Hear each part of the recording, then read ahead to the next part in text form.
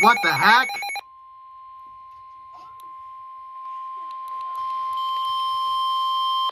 This is a blizzard warning from the National Weather Service.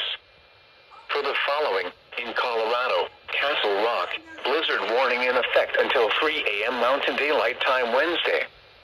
What? Blizzard conditions expected. Total snow accumulation 3 to 6 inches. Winds gusting as high as 50 miles per hour.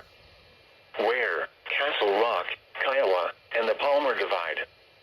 When? Until 3 a.m. Mountain Daylight Time Wednesday.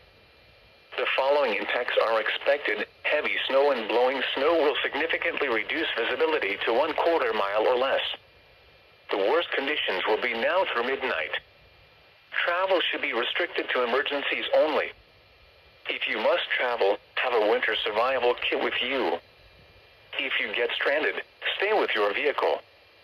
The latest road conditions for Colorado can be obtained by calling 511 or by going to www.cotrip.org.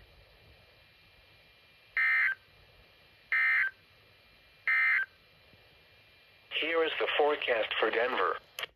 Okay, then. That was as soon as they like went at the same time pretty much. Yeah.